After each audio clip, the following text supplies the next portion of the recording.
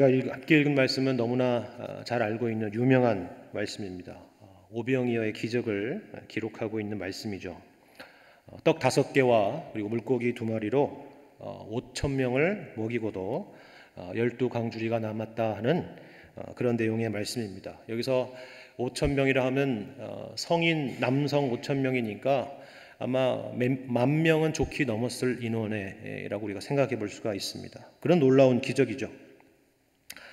이 내용은 이 오병이어의 기적에 대한 내용은 그 강조점이나 그 분량에서 차이가 있을 뿐 우리가 잘 알고 있는 마태복음부터 요한복음까지 모든 복음서에서 기록하고 있는 내용이기도 합니다. 심지어는 교회를 다니지 않는 사람들도 알 만큼 그만한 유명한 이야기의 말씀입니다.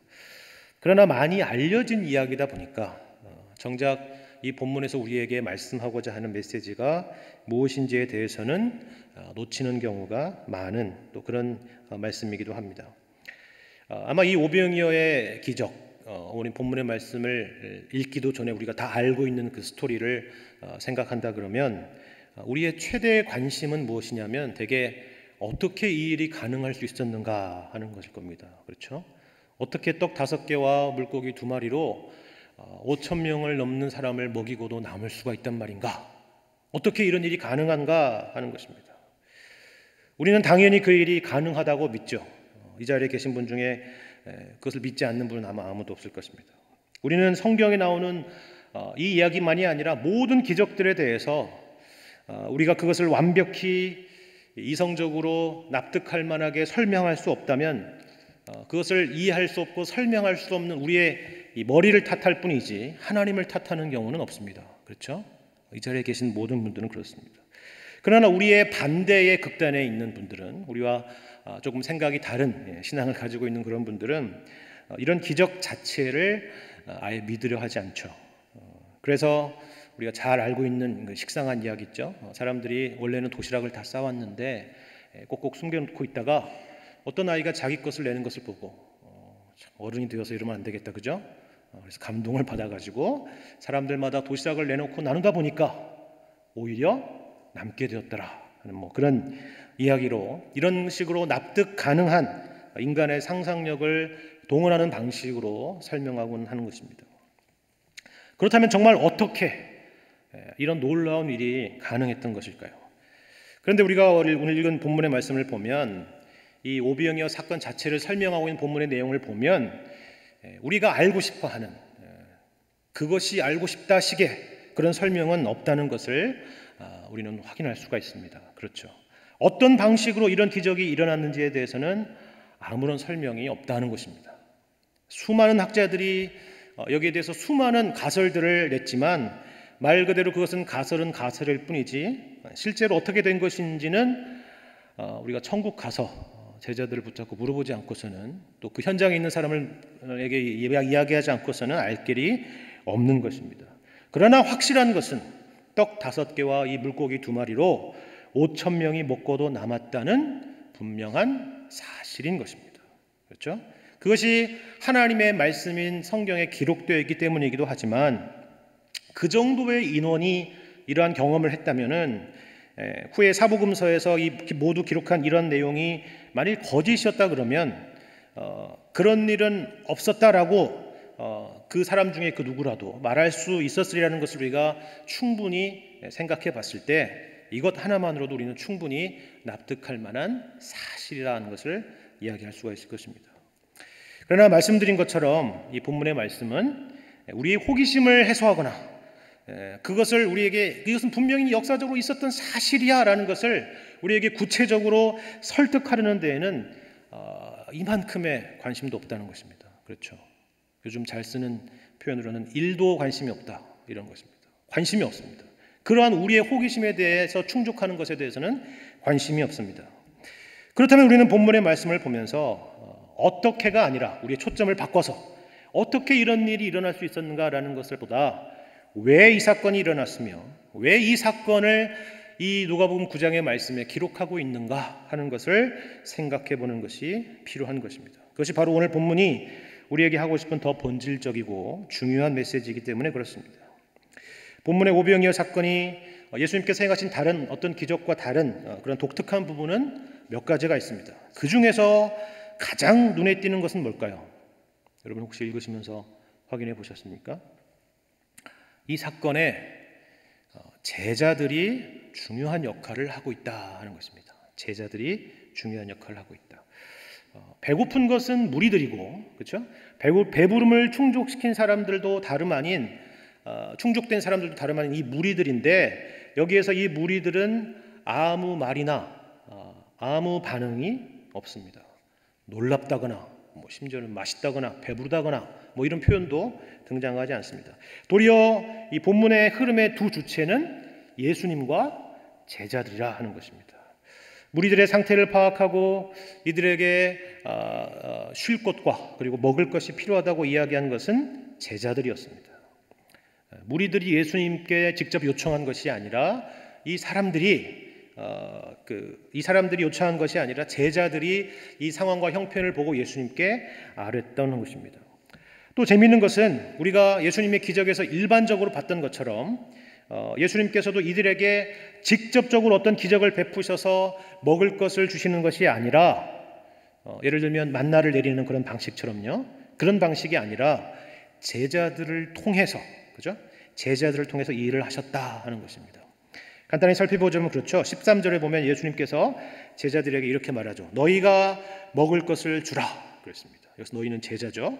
14절에서도 예수님께서 제자들에게 때를 지어서 한 50명씩 앉히라 이렇게 말씀하셨습니다. 그리고 16절에서도 예수님께서 무리들에게 직접 주신 것이 아니라 제자들에게 주어서 무리에게 나누어 주게 하셨다라고 말씀하고 있는 것입니다. 여러분, 이것은 어떤 그림인가요? 물론 이것은 예수님께서 혼자 하시기 힘든 일을 제자들에게 일을 시켜서 하는 그런 차원의 이야기가 아닙니다. 우리가 함께 일을 하자. 솔직히 혼자 5천 명을 어떻게 먹이겠느냐. 너희들의 도움이 필요하다. 이런 말씀이 아니라 하는 것입니다. 어떤 분들은 예수님께서 혼자 5천 명에게 나눠주려면 너무 힘드니까 12제자를 시키다 보면 보다 효율적이지 않겠느냐라고 생각하는 사람도 있을지 모르겠습니다. 그러나 5천 명이라면, 말씀드린 것처럼 10,000명이 넘는 사람이라면 한 명이 하나, 12명이 하나 쉽지 않은 것은 매 한 가지라는 것을 우리는 잘 알고 있습니다. 그리고 무엇보다 어차피 예수님께서 이런 기적을 베푸실 것이면 굳이 이렇게 제자들의 손을 빌려 살 필요가 없겠죠. 그렇죠? 자, 예수님께서 갑자기 너희 손에 무엇이 있나 보라 라고 말씀하셨더니 갑자기 무리들의 손에 떡과 물고기가 생겼다라 하면 되는 일이죠. 그렇죠? 그렇게 할 수도 있는 일입니다. 굳이 제자들이 예수님의 명령을 듣고 이리저리 왔다 갔다 할 필요가 없는 것입니다. 그러나 여기서 핵심은 말씀드린 것처럼 예수님께서는 제자들을 통해서 이 일을 하고 계신다 하는 것입니다. 오늘 설교 제목인 너희가 먹을 것을 주라 하는 것과 같은 것이죠. 너희가 먹을 것을 주라. 참 이해하기 힘든 명령이죠. 이것은 예수님께서 귀찮으시다거나 제자들을 골탕 먹이기 위해서 하시는 말씀이 아닙니다. 우리가 줄 것도 없고 줄 능력도 없는데 이 성인 남성 5천 명도 더 되는 사람들에게 도대체 우리들어 먹을 것을 주란 말인가? 그런 의미가 아니라 하는 것입니다. 떠넘기기도 아니고 무리한 요구를 우리 주님께서 하시는 것도 아니라 하는 것입니다. 핵심은 예수님께서 제자들을 통해서 당신의 일을 하신다 하는 것입니다. 이것은 예수님께서 제자들을 어떻게 대우하시고 또 앞으로 이들을 통해서 어떤 일을 하실 것인가를 보여주시는 말씀인 것입니다. 직접 하셔서 당신이 누구신가를 나타내 보이실 수도 있는 주님께서 우리를 세우셔서 우리를 통해서 예수님이 어떤 분이신가를 나타낼 자로 삼으셨다 하는 것입니다. 오늘 본문의 말씀을 더 넓혀서 우리가 누가복음 9장 전체의 말씀의 맥락에서 보시자면 바로 이러한 맥락 아래 있다는 것을 발견하게 될 것입니다. 다시 말씀드려서 단지 주님께서는 많은 무리를 먹이실 수 있는 그런 능력이 있는 분이시라는 것이 본문의 내용의 핵심이 아니라 누가복음 9장 전체의 맥락은 예수님과 제자의 관계가 무엇인가에 대해서 가르치고 있는 그런 내용을 담고 있는데 그 맥락 안에 이 오병이어의 사건이 존재하고 있다 하는 것이죠. 여기에는 예수님이 누구신가, 어떤 모습으로 이 땅에 오셨는가를 설명함과 동시에 제자들 또한 예수님께서 이 땅에서 행하신 그 일에 초대받고 있다는 것을 우리에게 가르쳐주고 있습니다. 일단 오늘 본문의 앞뒤 본문의 말씀을 봐도 그것을 알 수가 있습니다. 우리 9장을 시작하는 9장 1절의 말씀을 보면 이렇게 말씀하고 있는 것을 보게 됩니다. 예수께서 12 제자를 불러 모으사 모든 귀신을 제어하며 병을 고치는 능력과 권위를 주시고 하나님의 나라를 전파하며 앓는 자를 고치게 하려고 내보내셨다라고 말씀하고 있습니다. 예수님께서 12 제자에게 능력과 권세를 주시면서 그들을 파송하고 있는 그런 장면의 말씀이죠. 그런데 제자들에게 맡기신 일이라는 것은 특별히 다른 일이 아니라 예수님께서 행하시던 그런 일이었다는 것입니다. 귀신들을 제어하고 병을 고치고 하나님 나라를 전파하는 일입니다. 예수님께서 하셨던 그 일을 제자들에게 능력과 권세를 주셔서 그 일을 하게 하셨다 하는 것이 핵심인 것입니다. 일을 시키셨다는 게 핵심이 아니라 제자들의 해야 될 그 사역이라는 것은, 주님께서 제자들에게 맡기신 그 사역이라는 것은 주님의 어떠하심을 드러내는 주님의 사역의 연장선상에 있는 것이다 라는 것을 우리에게 가르쳐주고 있다 하는 것입니다. 오늘 우리가 함께 읽은 본문 이후에 등장하는 말씀 또한 마찬가지입니다. 함께 볼까요? 18절 이하의 말씀입니다. 예수께서 따로 기도하실 때에 제자들이 주와 함께 있더니 물어 이르시되 무리가 나를 누구라고 하느냐? 대답하여 이르되 세례 요한이라고 하고 더러는 엘리야라, 더러는 옛 선지자 중에 한 사람이 살아났다 하나이다. 예수께서 이르시되 너희는 나를 누구라 하느냐? 베드로가 대답하여 이르되 하나님의 그리스도시니이다 하니 경고하사 이 말을 아무에게도 이르지 말라 명하시고 이르시되 인자가 많은 고난을 받고 장로들과 대제사장들과 서기관들에게 버림받아 죽임을 당하고 제3일에 살아나야 하리라 하시고 또 무리에게 이르시되 아무든지 나를 따라오려거든 자기를 부인하고 날마다 제 십자가를 지고 나를 따를 것이니라 라고 말씀합니다. 예수님께서 처음으로 제자들에게 자신의 순환과 죽으심에 대해서 그리고 부활에 대해서 예고하시는 장면의 말씀입니다. 그런데 우리가 이 시간 주목하고자 하는 것은 23절 말씀이죠. 또 무리에게 이르시되라는 것입니다. 예수님의 자기 설명 그리고 앞으로 이 땅에서 우리 주님께서 겪게 될 일에 대해서 말씀하시는 것으로 끝나지 않고 또 무리에게 이르시되 아무든지 나를 따라오려거든 자기를 부인하고 날마다 제 십자가를 지고 나를 따를 것이니라 라고 말씀하셨다는 것입니다. 제자들 또한 나를 따라오게 되리라 말씀하시는 것입니다. 그리고 그 삶의 내용이라는 것은 자기를 부인하고 날마다 제 십자가를 지고 따르는 삶이라 라고 말씀하고 계십니다. 이 말씀은 무슨 의미일까요? 이것은 무슨 자기 수양이나 예수님을 따르는 길에 어떤 그 비장함의 표현이 아닙니다. 그렇죠? 뭔가 멋있어 보이는 표현이긴 하지만 그런 의미의 표현이 아닙니다. 자기 부인이라는 것은 우리의 뜻대로 사는 인생이 아니라 하는 것이죠. 우리의 인생과 존재는 우리를 부르시고 우리를 보내신 이의 뜻에 있다 하는 그런 의미의 말씀인 것입니다. 오늘 본문을 시작하는 10절에서도 그것을 암시하는 단어가 있습니다. 바로 제자들을 지칭하는 다른 표현이죠. 사도라는 표현입니다. 사도. 분명히 우리가 앞서 살핀 것처럼 9장 1절에서는 예수님께서 제자들을 파송했다고 표현하고 있습니다. 그런데 오늘 본문 10절에서는 제자들이 아니라 사도들이 돌아왔다라고 표현하고 있습니다. 그리고 12절에도 12 사도라는 표현을 쓰고 있죠. 누가복음 전체에서 이 사도라는 표현이 처음 등장하는 것이 바로 여기 등장하는 표현입니다. 딴 사람이 돌아온 게 아니라 바로 이 제자들이 돌아왔는데 이 제자들이 누구냐 하는 의미를 더 강하게 부각시키려는 것이죠. 제자들은 바로 사도들이다 하는 것입니다. 사도들이라 하는 것은 이 사도라는 표현은 무슨 벼슬이나 어떤 특권을 말하는 것이 아니라 보냄을 받았다, 그죠? 아포스톨로스, 그죠? 보냄을 받았다라는 뜻을 가지고 있는 것입니다. 제자들의 정체성이 무엇이냐 하면 그들 스스로에게 있는 것이 아니라 보내신 분에게 있다라는 그런 의미의 표현인 것입니다. 제자들은 그들을 보낸 분이 누구신가를 드러내는 사람으로 서 있다 하는 것이죠. 모두 우리가 누구인가를 설명하는 같은 이야기들인 것입니다. 그러나 이 말이 우리를 단지 하나님께서 어떤 수단으로, 어떤 도구로 쓰시겠다는 그런 의미가 아니라 주님께서 우리를 어떠한 존재로 대우하시는가를 설명하는 그런 맥락의 말씀이라 하는 것이 중요한 내용이라 하는 것입니다.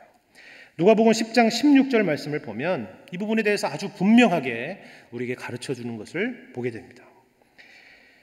이렇게 말씀하죠. 너희 말을 듣는 자는 곧 내 말을 듣는 것이요. 그렇죠? 너희를 저버리는 자는 곧 나를 저버리는 것이요. 나를 저버리는 자는 나 보내신 이를 저버리는 것이라 하시니라 라고 말씀합니다. 놀라운 말씀이죠. 그렇죠? 여러분 이것이 어떻게 연결되고 있는지를 아시겠죠? 마치 하나님께서 당신의 어떠하심을 예수님을 보내셔서 예수님께서 행하신 일을 통하여 나타내신 것처럼 우리를 통해서 예수님의 어떠하심을 드러내고 나타낼 자로 우리를 세우시고 우리를 보내신다 하는 것입니다.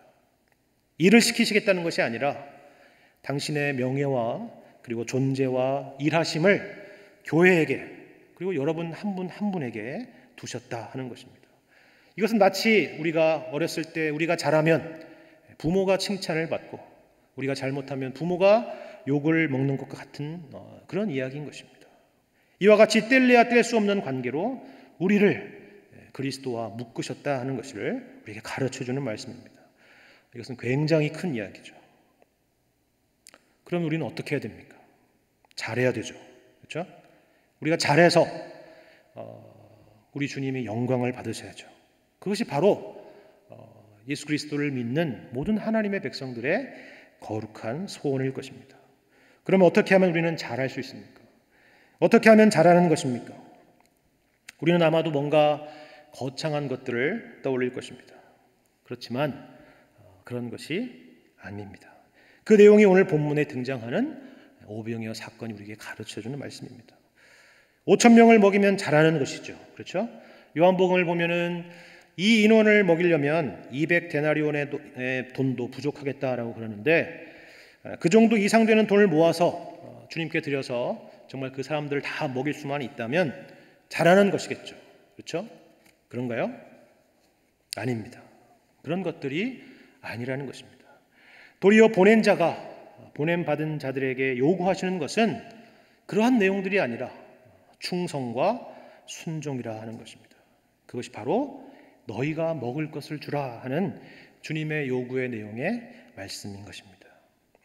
너희가 먹을 것을 주라는 주의 말씀에 제자들이 이렇게 대답하죠. 13절 중간절의 말씀인데요. 여짜오되 우리에게 떡 5개와 물고기 2마리밖에 없으니 이 모든 사람을 위하여 먹을 것을 사지 아니하고서는 할 수 없사옵나이다. 당연한 대답이죠. 그죠? 믿음이 없느냐 이렇게 책망하지 마십시오. 우리가 하는 대답이고 우리가 주님 앞에 대답하는 내용들이 다 이와 같은 거 아닙니까? 너희가 먹을 것을 주라 할 때 우리가 할 수 있는 대답, 우리가 어찌 주의 일을 할 수가 있겠습니까? 우리가 어찌 이 5,000명이나 되는 사람들을 먹일 수가 있겠습니까? 라고 대답하는 것입니다. 그랬더니 예수님께서 뭐라고 말씀하시죠? 두려워 말고 믿기만 하라. 내가 먹이리라. 그렇게 말씀하셨죠. 그렇죠? 잘 보시면 그렇게 말씀하시지 않으셨습니다. 14절에 보니까 이어서 또 다른 명령을 내리세요. 또 다른 명령을. 그렇죠? 때를 지어 한 50명씩 앉히라 그럽니다. 이건 또 무슨 명령입니까? 그렇죠? 때를 지어 한 50명씩 앉히라. 제자들의 대답은 어떻습니까? 주님, 50명씩 앉혀서 뭘 하시려는 것입니까? 그죠? 밥 먹을 준비만 시켜놓고 밥을 안 주시면 이게 얼마나 난감한 일이 되겠습니까? 그렇게 묻죠. 그렇죠? 그럼 그렇게 묻진 않죠. 그럼 들리지 않습니까? 제자들의 이 그럼블링하는 소리가. 그렇죠? 속으로는 어떨지 모르지만 아마 그 이상이었을 것입니다. 이게 도대체 무슨 상황인가 생각을 많이 했을 것입니다.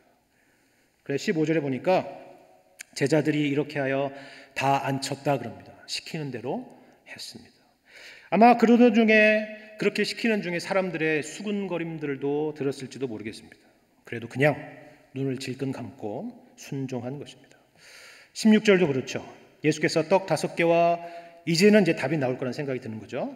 예수께서 떡 5개와 물고기 2마리를 가지사 하늘을 우러러 축사하시더니 떡이 5만 개요 물고기가 2만 마리가 되었더라 라고 되었죠. 그죠? 아닙니다. 여전히 떡 5개와 물고기 2마리입니다. 주님은 그것을 떼어 제자들에게 주어 무리에게 나누어 주게 하셨다라고 말씀하고, 제자들 또한 역시 그 말도 안 되는 요구에 순종하는 것으로 반응하는 것을 알 수가 있습니다. 무엇으로 알 수 있어요? 모두가 먹고 배부르고 12바구니가 남았다 하는 말씀을 통해서 알게 되는 것입니다. 굉장한 메시지죠. 순종하면 대박난다 이런 얘기가 아닙니다. 오병이어라도 우리의 작은 것이라도 주님께 바치면 뻥튀기처럼, 그죠? 이렇게 많은 사람을 먹일 수 있다 그런 얘기도 아닙니다. 바로 이 땅을 살아가고 있는 주님의 제자들, 바로 우리들에 대한 이야기를 하는 것입니다. 어제와 다를 바 없는 오늘을 살고 오늘과 다를 바 없는 내일을 살아가는 것 같은 우리의 현실에 대한 이야기를 하는 것입니다. 그럼에도 불구하고 이 비 오는 날에도 주님 앞에 나오는 저와 여러분들을 위해서 하시는 말씀입니다.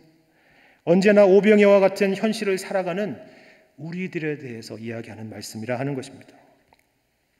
그래서 우리가 이 땅 가운데 살아가면서 항상 갖고 있는 답답함이라는 것은 아마 이런 것일 겁니다. 내가 가진 것은 왜 이것밖에 안 되는가 하는 것이죠. 나도 저 사람처럼 실력이 있었으면, 그죠? 저 사람처럼 능력이 있었으면, 저 사람처럼 뭔가 남다른 것이 있었으면, 내가 나조차고 하는 것이 아니라 뭔가 주님을 위해서 대단한 일을 해보고 뭔가 거창한 일을 해볼 수 있을 텐데 라고 우리는 늘 생각하는 것이죠. 귀한 마음입니다. 그러나 주님의 생각은 아니라 하는 것입니다. 여러분, 우리는 사도 바울의 인생을 보면 우리는 그것을 잘 알 수가 있습니다. 사도 바울은 인간적인 관점에서 보면 하나님의 일을 하기에 모든 것을 완벽하게 갖춘 사람입니다. 그렇죠? 바울 스스로가 그것을 고백하죠. 빌립보서에서도 그렇고 고린도후서에서도 말씀하고 있습니다. 그의 가문과 그의 실력과 그의 추진력과 판단력은 타의 추종을 불허합니다. 당시에 최고의 석학이었던 가말리엘의 문화의 수제자였지만 책상에만 붙들려 있던 사람도 아니고 배운 것을 누구보다도 열심으로 실천해낼 수 있었던 바로 실천가이기도 했었습니다. 그런데 사도 바울이 놀라운 것은 무엇이었느냐 하면 그 하나님에 대한 열심과 그 실력과 그 추진력으로 결국 교회를 박해하고 기독교의 최초의 순교자를 내고 말았다 하는 것입니다. 얼마나 역설적인 이야기입니까? 그렇죠? 그런 바울이 이후에 예수님을 만나고 사역을 하면서 이렇게 고백하는 것을 보게 됩니다. 고린도전서 2장 1절 이하의 말씀을 제가 읽어드리겠습니다. 형제들아, 내가 너희에게 나아가 하나님의 증거를 전할 때에 말과 지혜에 아름다운 것으로 하지 아니하였나니 내가 너희 중에서 예수 그리스도와 그가 십자가에 못 박히신 것 외에는 아무것도 알지 아니하기로 작정하였습니다. 내가 너희 가운데 거할 때에 약하고 두려워하고 심히 떨어노라. 내 말과 내 전도함이 설득력 있는 지혜의 말로 하지 아니하고 다만 성령의 나타나심과 능력으로 하여 너희의 믿음이 사람의 지혜에 있지 아니하고 다만 하나님의 능력에 있게 하려 하였노라 라고 말합니다. 하나님의 나라가 증거되는 방식, 하나님 나라가 전파되는 방식, 그것은 우리가 가진 어떤 실력이나 우리의 지혜나 능력에 있는 것이 아니라 하는 것입니다. 우리에게 있는 것이 아니라 성령의 나타나심과 능력에 있다라고 사도 바울이 고백하는 것입니다. 그렇지만 우리의 불평과 하소연은 항상 우리에게 떡 5개와 물고기 2마리밖에 없다 하는 것일 것입니다. 그래서 우리는 우리의 기도의 많은 대부분의 내용들을 이것을 좀 늘려달라는 그런 내용들이 사실 대부분을 차지할 것입니다. 그러나 주님의 대답은 이것이죠. 너희가 그것으로 먹을 것을 주어라 하는 것입니다. 하나님은 그것을 통해서 일하신다 하는 것입니다. 이것이 얼마나 우리의 생각과 주님의 생각이 다른지를 보여주시고 가르쳐 주시는 것입니다. 누구의 생각이 맞을까요? 주님의 말씀이 맞죠. 언제나 맞죠. 항상 맞죠. 그러나 우리는 그것을 기쁜 마음으로 수긍하기가 어려운 것입니다. 그것이 바로 우리가 신앙생활을 하면서 늘 부딪히는 우리 내면의 갈등인 것입니다. 그러나 신앙의 성숙이란 우리의 기도와 소원이 우리의 생각에서 주님의 생각과 주님의 소원으로 가는 것입니다. 우리가 가진 것에서 주님께서 우리에게 요구하시는 것으로 초점을 맞추는 것입니다. 우리의 삶의 목표가 나의 자랑과 교만이 아니라 주님에 대한 충성과 순종으로 바뀌는 것입니다. 그렇다면 우리에게 오병이어란 과연 무엇일까요? 저는 그것을 일상이라고 생각을 합니다. 일상. 하나님께서 우리에게 허락하신 지극히 평범해 보이는 하루하루의 신자의 삶이라 할 것입니다. 하나님께서 맡겨주신 우리 각자의 자리입니다. 여기 보리떡 5개와 물고기 2마리가 대단하고 무슨 특별한 음식이 아니라 한 아이의 평범하고도 보잘것없는 지극히 평범한 도시락이었다는 사실을 여러분은 다 알 것입니다. 그래서 우리는 이것이 가지고 있는 힘을 잘 모르는 것이죠. 우리는 말씀드린 것처럼 하나님의 일이라면 뭔가 남들 보기에도 대단하고 거창한 일들을 떠올리기 쉽기 때문에 그렇습니다. 그래서 그런 일들을 내가 하지 않으면, 그런 일들을 내가 맡아서 하지 않으면 마치 내가 주님의 일을 하지 않는 것처럼 생각하는 경우가 있는 것입니다. 그러나 그렇지 않다 하는 것입니다. 일상입니다.